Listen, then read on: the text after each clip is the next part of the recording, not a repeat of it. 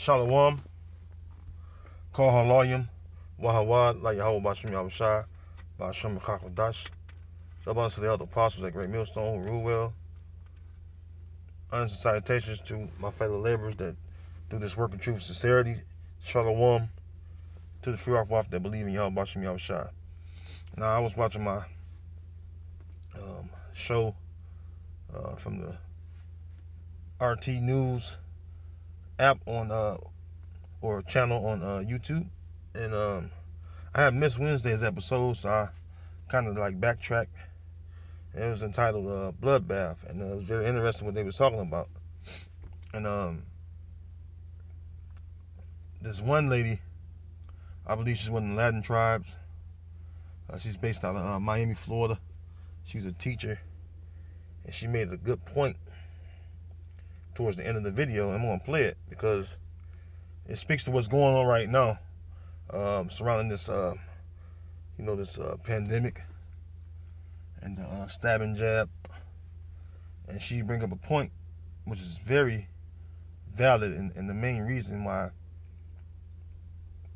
Israelites, which are the Negro, Latino, Native American people, why our people want consent to take this jab, as far as in the majority. So I want you to listen to what she says, and I'm going to go to scriptures and pull out some scriptures I think may be edifying to your spirit, because, we're living in some, evil times, and Jacob's trouble is upon us. It's steadily increasing as far as the intensity of the time of Jacob's trouble. So without any further ado, let's get into it.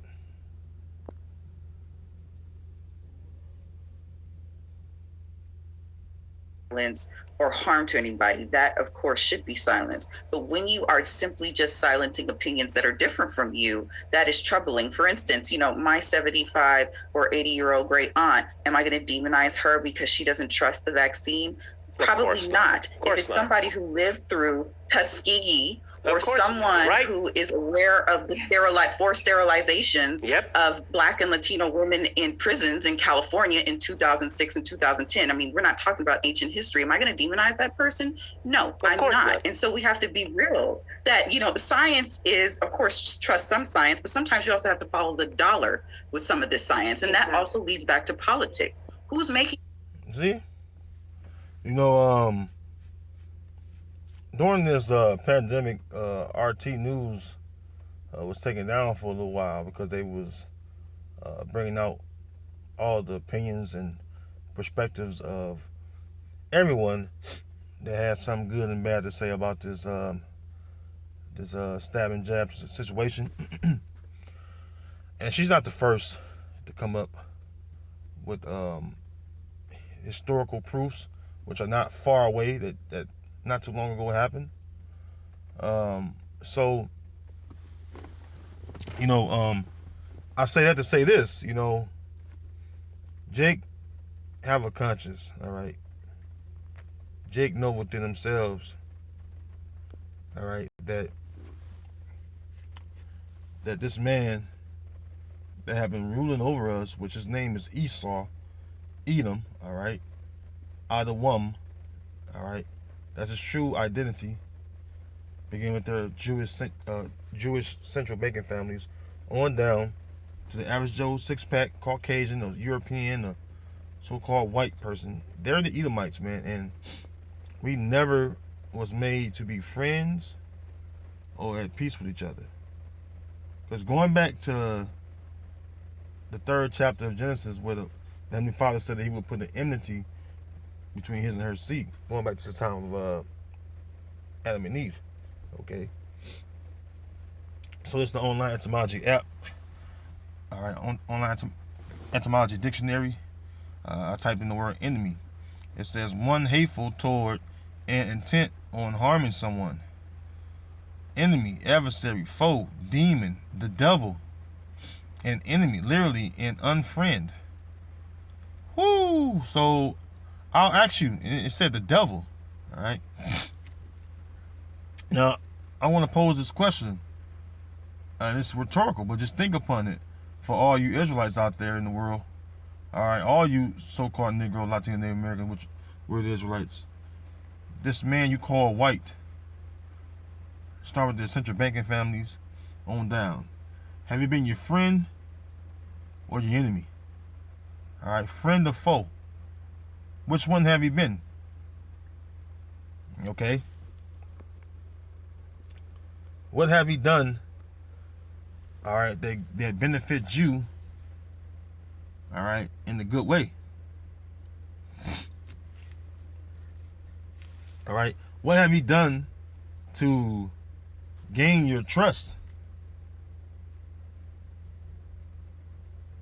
And then knowing the scriptures that we're not supposed to trust in man. All right, the scriptures say, "Cursed is he that trusteth in man." So if you know that you're not supposed to trust a man, I mean, that alone says a lot. Especially this man Esau, Edom, that's been oppressing us, enslaving us for a long time. Over 5 centuries, man.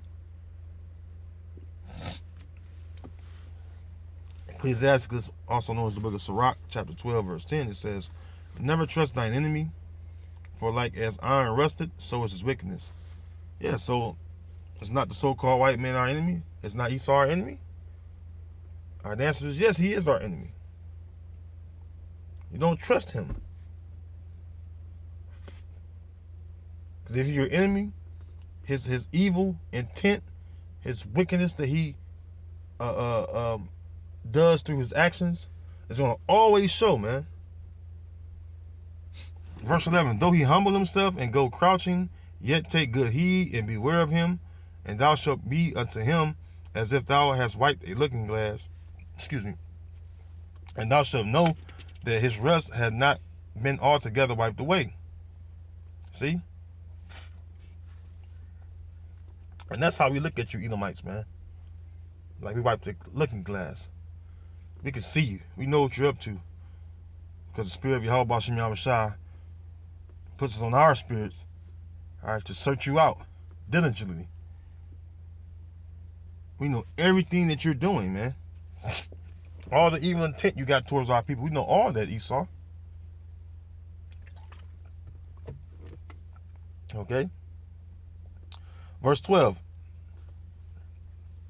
"Set him not by thee, lest when he hath overthrown thee, he stand up in thy place. Neither let him sit at thy right hand, lest he seek to take thy seat, and thou at the last remember my words and be pricked therewith." Yeah, man. Verse 13. "Who will pity a charmer that is bitten with a serpent, or any such as come nigh wild beasts? So one that goeth to a sinner and is defiled with him in his sins, who will pity? For a while he will abide with thee, but if thou begin to fall, he will not tarry." See, hey, you know, this is the so-called white man for you, man. And by the way, Esau is like a wild beast, man. A beast don't know anything besides to devour and to seek blood. A beast is bloodthirsty. And that's the nature of the so-called white man. And it tells you that in the book of Ezekiel, the 35th chapter. It says that Esau hated not blood, roughly paraphrasing. But I'll jump over real quick to it. Let's go here. Ezekiel 35. It's about the 5th or 6th verse. Come on. Ezekiel 35:5. "Because thou hast had a perpetual hatred, and hast shed the blood of the children of Israel by the force of their sword, in the time of their calamity, in the time that their iniquity had an end. Therefore, as I live, saith the Lord power, I will prepare thee unto blood, and blood shall pursue thee, since thou hast not hated blood, even blood shall pursue thee." So it's talking about Esau, Edom. When you go up to verse 1, it tell you, "Set thy face against Mount Seir. All right. So it's talking about the Edomites, man. Esau. All right. Speaks about him being the beast in the book of Revelation, the 13th chapter, man. All right. Let's go back to Sirach or Ecclesiastes 12, and I'm at verse. Let's go down to verse 16. It says, "An enemy speaketh sweetly with his lips, but in his heart he imagined how to throw thee into a pit." And that's ultimately what Esau want to do to us, man. He speaketh sweetly with his lips, all right? But he always thinking how he going to overthrow us or cut us off as a nation. All right, it says he will weep with his eyes, but if he find opportunity, he will not be satisfied with blood. See? Verse 17, "If adversity come upon thee, thou shalt find him there first. And though he pretend to help thee, yet shall he undermine thee." See? And what do you think this whole stab and jab is all about, man? Undermining you, man. Undermining your mind to think for itself, man. To know that, especially when you got common sense, all right, you can clearly see what this man's up to. All right. You see something ain't right with him. If the spirit of Yahweh Shem Shah is upon you, you can see that this man have malicious intent. Okay.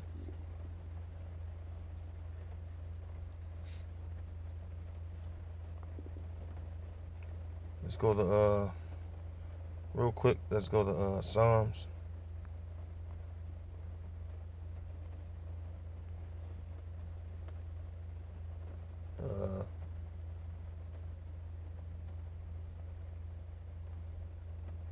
Psalms 55 and 21.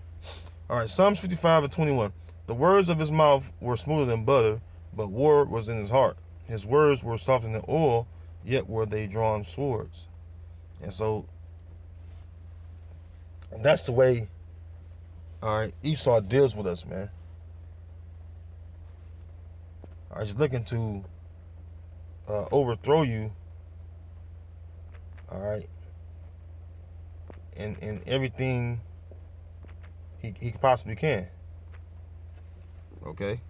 Oh, it's like, yeah, it's one word. Yeah, but that's Esau's whole intent, though. He want to overthrow you.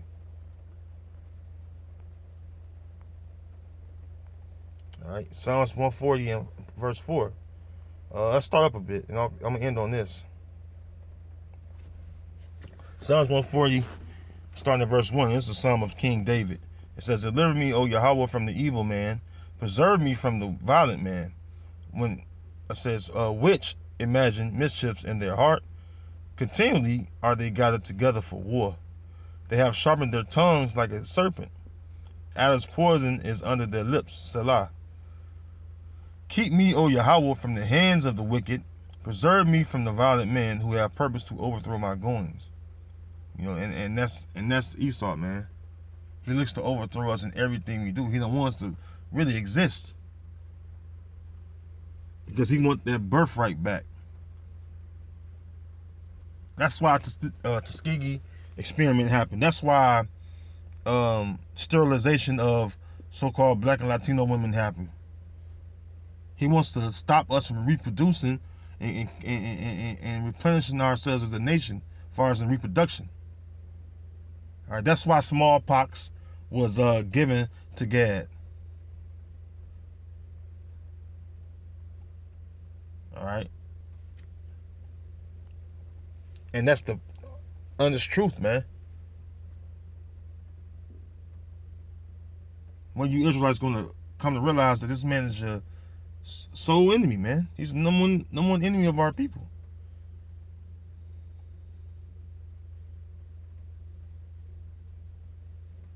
Anyways, with that, Lord willing, you were edified. Until next time, I'm gonna say shalom.